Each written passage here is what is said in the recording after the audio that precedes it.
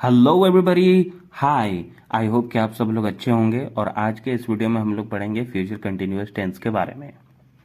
तो चलिए तो शुरू करते हैं। सबसे पहला जो चीज़ है वो है definition of future continuous tense. उसके बाद हम फ्यूचर कंटिन्यूअस टेंस के अलग अलग स्ट्रक्चर्स को देखेंगे। फिर फ्यूचर कंटिन्यूअस टेंस को हम लोग अलग अलग तरीके से कैसे यूज़ करते हैं उसको हम बारीकी से समझेंगे। तो चलिए शुरू करते हैं। Definition: The future continuous tense describes actions that will be ongoing at a specific point in the future. ठीक है? It is used to indicate that something will happen in the future and continue for a certain period of time. तो यहाँ देखिए, इसको समझिए। जो future continuous tense है वो वैसे एक्शंस को डिस्क्राइब करने के लिए यूज किया जाता है जो फ्यूचर में ऑनगोइंग होगा, ठीक है, कंटिन्यू रहेगा at a specific point in the future, ठीक है।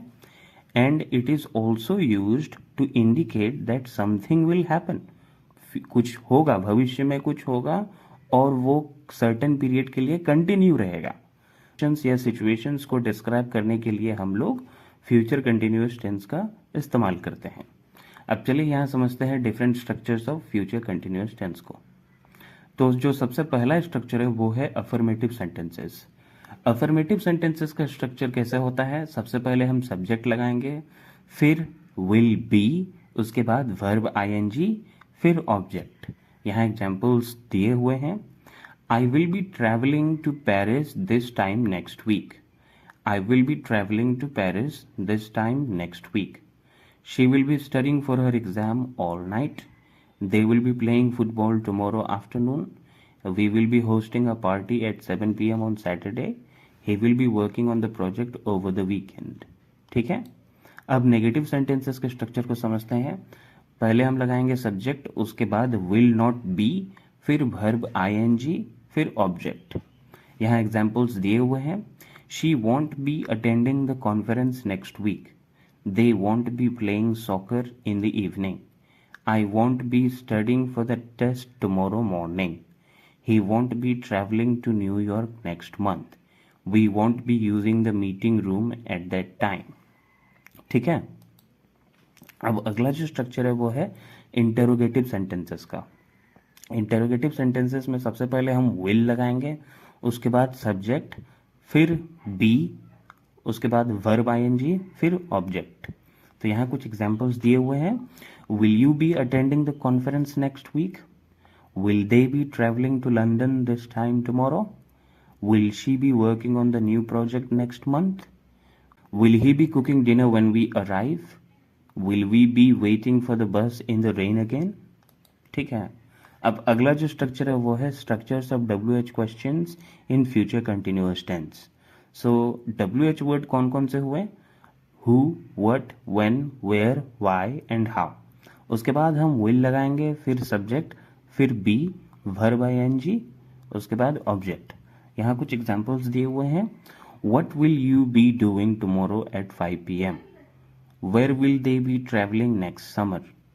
Why will she be working late tonight? Who will be teaching the class next week?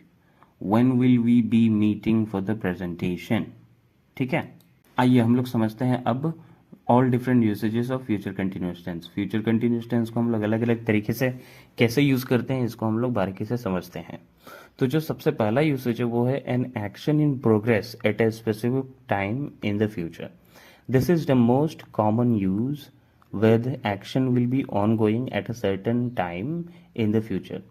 तो भविष्य में कोई एक्शन कंटिन्यू रहेगा, उस तरह के सिचुएशन या एक्शन को हम लोग फ्यूचर कंटिन्यूअस टेंस की मदद से डिस्क्राइब करते हैं। For example, at 8 PM tomorrow I will be having dinner. तो यहाँ इसको समझना है, the action of having dinner will be in progress at 8 PM tomorrow. ठीक है। अब अगला जो है वो है predicting a future action that will be ongoing. It can be used to predict और imagine an action that is likely to happen at a future moment. तो यहाँ एग्जाम्पल दिया हुआ है, she will be studying for her exams next weekend. She will be studying for her exams next weekend. तो ये हम भविष्य में घटना होगा, हो रहा होगा, इसका हम प्रेडिक्शन कर रहे हैं, ठीक है। It's a prediction that at some point next weekend she will be studying, ये इसका मतलब हुआ, ठीक है। उसके बाद अब अगला जो यूसेज है वो है polite inquiries about someone's plans. Polite inquiries about someone's plans, तो इसको हम लोग समझते हैं। The future continuous can be use to politely ask about someone's future plans without sounding too direct, ठीक है।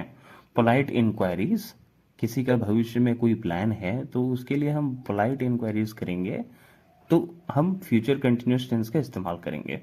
Will you be attending the meeting tomorrow, ये मोर sound polite करता है एंड लेस इंट्रूसिव, ठीक है। Are you going to attend, इसके बदले में हम will you be attending the meeting tomorrow, ये मोर पोलाइट हुआ। अब अगला जो यूसेज है वो है emphasising the duration of A future action. Emphasising the duration of A future action, it can stress the length of time the action will be ongoing in the future. Example, this time next month we will be traveling across Europe for 2 weeks. इसका मतलब हुआ the action of traveling will continue over a period of 2 weeks.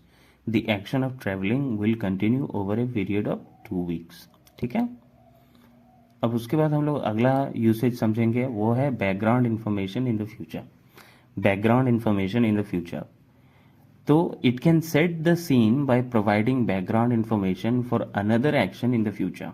Background information देने के लिए, दूसरा action का background information देने के लिए हम लोग फ्यूचर कंटिन्यूअस टेंस का भी इस्तेमाल करते हैं। For example, when you arrive I will be waiting outside the station, तो the action of waiting will be happening when another action occurs, that is the arrival. जैसे ही वो वहां पहुंचेगा मैं वहां वेट कर रहा हूँगा, है ना। तो ये इसका मतलब हुआ। तो बैकग्राउंड इंफॉर्मेशन हम दे रहे हैं फ्यूचर कंटिन्यूअस टेंस की मदद से। उसके बाद an interrupted future action. An interrupted future action, this shows that an action will be in progress when another action happens in the future. The other action is usually in the present simple tense. For example, they will be playing football when you get there. They will be playing football when you get there. So the action of playing will be interrupted by the arrival. The action of playing will be interrupted by the arrival. ठीक है। तो ये interrupted future action को भी describe करने के लिए use किया जाता है। इंटरप्टेड फ्यूचर एक्शन को भी डिस्क्राइब करने के लिए फ्यूचर कंटिन्यूअस टेंस का इस्तेमाल किया जाता है, ठीक है। अब अगला जो यूसेज है वो है future events seen as expected और routine. This usage conveys that an event is part of a normal schedule और रूटीन, ठीक है। मतलब अगर किसी का रूटीन है या स्केड्यूल है कि वो ऐसा कर रहा होगा, करता रहा है, तो ये सब चीज़ों को भी डिस्क्राइब करने के लिए हम लोग फ्यूचर कंटिन्यूअस टेंस का इस्तेमाल करते हैं। For example, the train will be leaving the station at 5 PM. The trains departure is part of A set schedule, ठीक है। तो ये रूटीन है, ये स्केड्यूल है और इसको हम डिस्क्राइब कर रहे हैं फ्यूचर कंटिन्यूअस टेंस की मदद से, ठीक ना। अब अगला जो यूसेज है showing unwillingness. It can suggest that someone is unwilling to change or do something different in the future, ठीक है। For example, she won't be working late no matter how urgent the project is. तो ये जो sentence है ये unwillingness, अनिच्छा unwillingness to work late, ठीक है। she won't be working late no matter how urgent the project is, ठीक है। तो यहाँ तक ये रहा इस वीडियो में। So thank you so much for watching this video. अगर आपका कोई क्वेश्चन है या डाउट्स हैं तो प्लीज़ कमेंट सेक्शन में आप क्वेश्चन जरूर लिखें, मैं फ्री टाइम में जरूर आंसर दूंगा। So thank you so much for watching this video. अगर आप मेरे चैनल पर नए हैं तो मेरे चैनल को जरूर सब्सक्राइब करें। Thank you very much.